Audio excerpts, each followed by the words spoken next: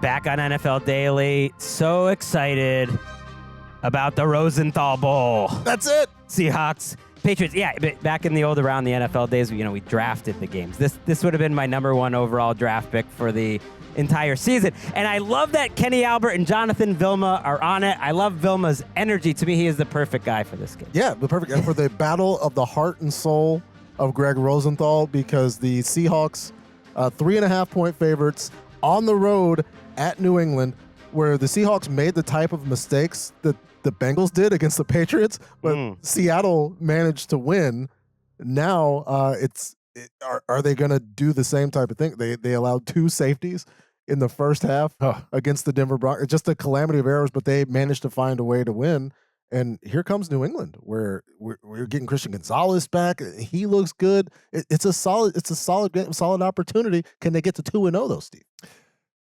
Well, okay, this is where I'm going to play the West Coast early coast. Yeah, you can always get to 2-0, but remember I said week 1 is the great non-truth teller. And yes, New England Patriots should be Jacoby Brissett, everyone, sky high for what they did to the Bengals. They went out there and they put it on them. I mean, they out-physicaled them. I think they out-coached them. So Greg, the Seahawks are that's my team no one's talking about that I'm very high on. Okay, same. I know you love Geno. This is just one where I think their ground game. We saw Kenneth Walker. We saw them come out and they rushed for a bunch of yards. I think 180 plus yards last week. I think that continues this week.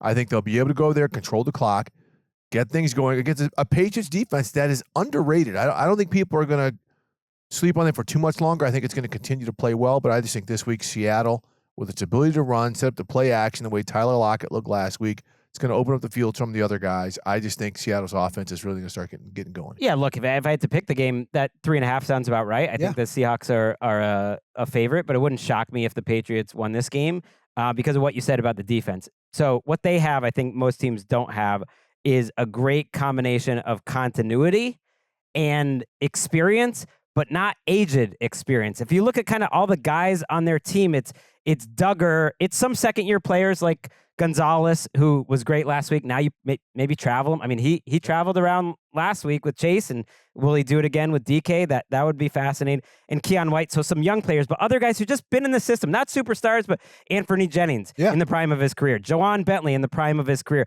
Jelani Tavai has played great ball for them. Kyle Duggar in the prime of his career. So, okay, it's not a new system either. Gerard Mayo was running this defense already, and so Marcus Jones, they just play well together. Jabril Peppers, there's a cohesion and an aggression that takes me back to like the 2001 days. That's the recipe. They're not going to turn into a Super Bowl champion, but what they'll try to do, and we'll see if they can, is just not be sloppy, not beat themselves on offense, and see if the other team can make enough mistakes to scrape out a bunch of wins. Because Bill Belichick's teams, he doesn't like to talk about it. Last few years, they were making all sorts of mistakes. They were terrible on special teams, a ton of penalties, like mental errors. You didn't see that in week 1. So that's the promise, because we know the offense isn't going to be explosive. And that's the difference, right, between the early era Belichick teams and the late era teams, where things got late and it kind of started to feel like, oh, well, Bill will figure it out. We don't necessarily need this mid-vet guy. He can go somewhere else and make his money. And then in comes rookies and things are disjointed. Matt Patricia's leaving, coming back. Josh McDaniels leaving, coming back. It's all, but now there's actual real continuity among the unit, among the secondary. It was 20 of 28 routes for Gonzalez lined up against Jamar Chase. That's fun. Wow. 3 catches for 15 yards. Against Jamar, and again, Jamar's missed up, but it's still Jamar Chase. I don't think he forgot how to get open. It was a great performance. Kid's exciting. He was so good. But if he travels this week, does he travel with DK, or do they float him, right? Because he can travel with DK part of the time. He can travel with Jackson Smith and Jigba sometimes.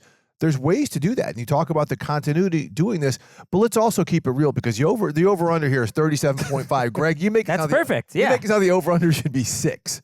Right? You talk about the safeties. You're talking about a 3-2 ball game.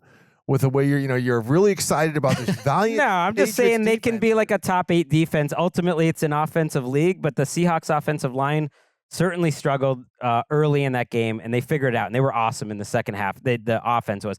It is tough to cover up these 3 receivers. Kenneth Walker is awesome. I do think that's why they probably lose, because unlike the Seahawks, like The Seahawks have both sides of the ball. You Yes, could be they're pretty. about to say we haven't talked about their defense. Right. You could be pretty excited about their new style. They talked about how they were going to play, and they were great tackling, flying around. They look disciplined. So all the good things I said about the Patriots, the Seahawks have that on defense more or less too, and they have a lot more explosive playmakers. And everyone, like even Gerard Mayo was like, you guys overreacted about the offensive line. I said it was going to be fine. They gave up the second most amount of pressures in terms of dropbacks in the NFL last year. Jacoby Brissett in the offense barely moved the ball through the air.